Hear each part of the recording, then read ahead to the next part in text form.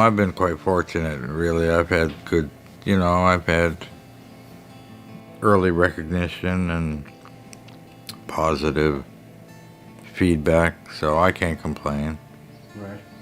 No, if I'm a pessimist, it's got nothing to do with my artwork.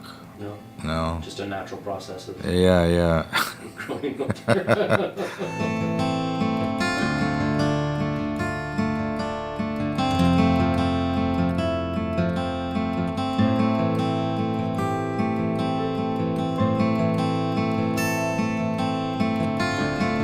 It was always there. The interest in painting and drawing was from a very young age, and I just continued to do it. Nobody in my family was doing anything artistic. No, my father was an auto mechanic. They gave me total freedom to do what I wanted. Encouraging more than, certainly not discouraging at all, no. I had a best friend that was also dabbling in painting, so we did it together, outdoors, painting landscapes. Always landscapes at that point? Usually, yeah. But there wasn't really like a group or community to hang with, no. When did you start finding a similar-minded kind of group? That'd be when I went to art school, when I graduated from high school. And you went to NASCAD? NASCAD, yes. It was just a fluke. It makes one believe in fate. I was in grade 12 with no idea what I could do or would do, and went to the guidance counselor, and he gave me a brochure from the art school that had just come into him and suggested I apply for a scholarship, which they gave, and I did, and I got a scholarship, and the student loans had just started that year, so it just fell into place.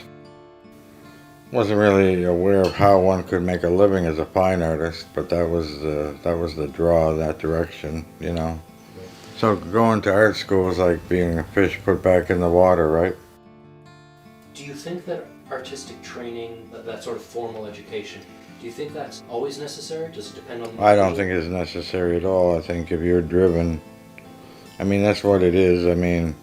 I had a compulsion to do it. I was drawn towards it. I couldn't not do it. It was like a faith or a religion.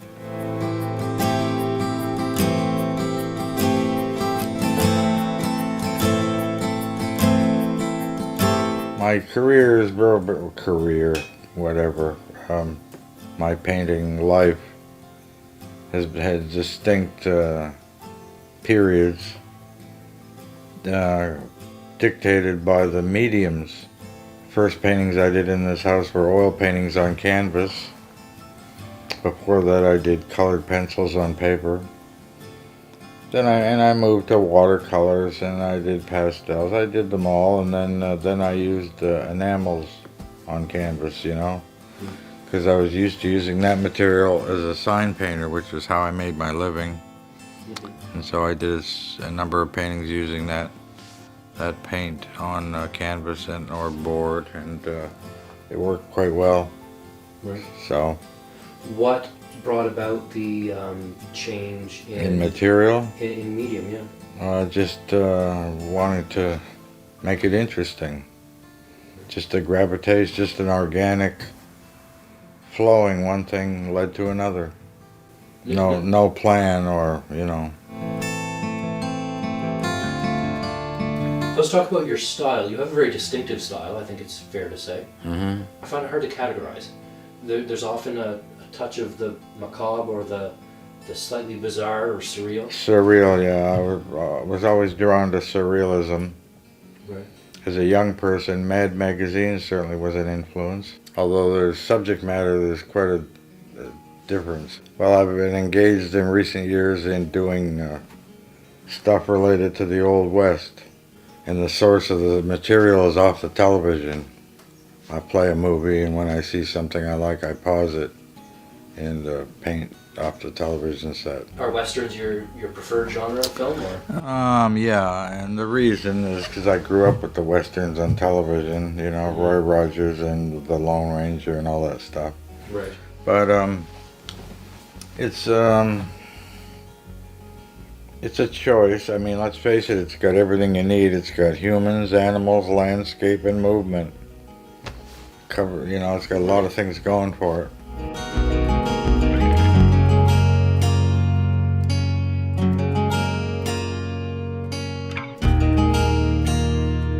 until about the age of 45, I painted my dreams. Hmm. There was a never-ending supply, and then one day they stopped. That's when I found the figurines.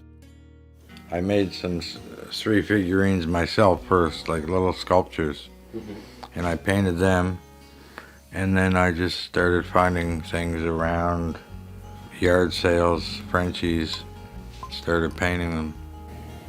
When I was painting oils on canvas, the average size would be, I don't know, 2 by 3, 3 by 4 feet. Mm-hmm. But now I prefer like postcard size. And I like the modesty of, the humbleness of watercolor on paper. It's not pretentious, it doesn't make a big, it's just sort of quiet, does its job. They don't make the grand statement, they're not, more immediate. And I like to draw, I like basic drawing mediums and materials. Well, it's so simple. You just take a piece of paper and you got some colors and you can create a little world there. Mm-hmm. Something handmade. I like something handmade. It's so fundamental. If you're making stuff, of course you use your hands. Writing, playing an instrument, carving something. Like I said, my father he worked with his hands. Tradesmen, carpenters, whatever. Same way. So your process before it came from your dreams, it was right from your head onto the paper. Right from my head onto the paper, which is the most fun way to work. Right. How is it fun? More fun than? Well, it's not when you're using some reference material, whether it's a landscape outdoors or still life indoors or something off the television. Your eyes going from the source material to the surface you're working on, and it's hard work. It's back and forth, proportion and relationship, right? How distant is this from this, It's a struggle to maintain that sense of a realistic proportion that you might want. Whereas right out of your head, you're in total control of it. But your ability to create realistic detail in a photographic sense is hampered by your ability to remember this stuff. I mean, I could draw you a cartoon drawing of an elephant, but don't ask me for a realistic drawing out of my head. I just don't know the anatomy that well, right? When you say that, it almost sounds a bit wistful, as if you wish you could do a style that was based more in realism. Is that true, or?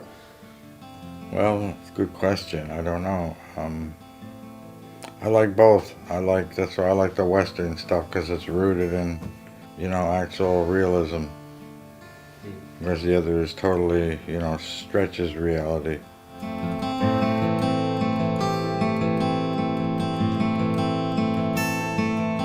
Let's talk about your sign work, because that's something you're very well known around here for. Well, I made a living off of it. It was a full-time job. I don't know how I found the time to do artwork on the side, but I did, because if you wanted to achieve anything, make anything, you had to make the time. You had to put in the time. So I worked evenings, weekends, whatever. When you're doing sign work, I imagine there must have been a bit of a push and pull, perhaps. When you're painting for yourself, you can do whatever you want. Mm-hmm. When you're creating Well, work, yeah, that's the thing with sign work. The client gives you the information. You have to work with that. And a lot of business people, they're not the most imaginative, but I got to do a lot of things. But it's a toxic material. I didn't like that aspect of it. Enamel, oil-based paint with solvents. Always had paint in my skin and under my fingernails. It's a wonder I could even paint a piece of artwork, because it's a lot of physical handwork. Mm-hmm. I mean, I must have made over 1 million brush strokes in my life. But painting a parking sign is not that exciting. Well, the best aspect of sign painting, some people actually like the actual brushwork. The best thing is the creative end is the design of it. I mean, it's like today with computer lettering. I mean, it's not really, for me, it's not an issue anymore. It was the sort of the enemy for a while, but computer Yeah, design was? well, cut vinyl, you know. Okay. But it's a well-designed sign. It doesn't matter if you're using vinyl tape or paint. Really, it has the same look.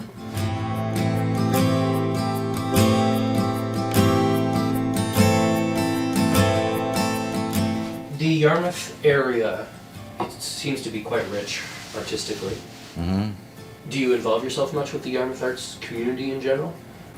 Not a lot. I'm a member of the local art society, and I've shown at the Waterfront Gallery, and sometimes at the Yarmouth Creatives in the mall now. But I've always been a lone wolf in the sense of I didn't need the energy of having a group around me to motivate me. It's good to have comrades working at the same field of endeavor that you can talk to them about it. It's a good thing. Are there a lot of young up-and-coming artists coming up that you're aware of? I don't know. The only young person I know is Danielle Mahood. I don't even know her well, but she's done a couple murals in town that are very good in my estimation. I like them. They're an ambitious size and they're great designs and well painted.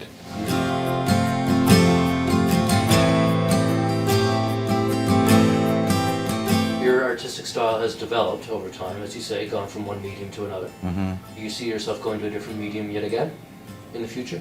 Well, if something rears its head, I don't. Right now, I'm looking for something and nothing's showing itself. I don't know. I need a subject. I need a subject that excites me. Something to say, I guess. You've been looking for that for a while, have you? Well, last half year. So unless something is there to excite you to say, I want to paint this, I want to draw this. I like it when I'm fired up about something, I could paint all day if I had to, if I wanted to, but I gotta force myself just to do something. There's lots to paint. There's a lot around to paint. You can't force yourself to do it. Or maybe you can. Maybe that's the only way out. Get the pencil working, the brush working. Right. And that's probably the case. I'll give it a try. I'll get back to it.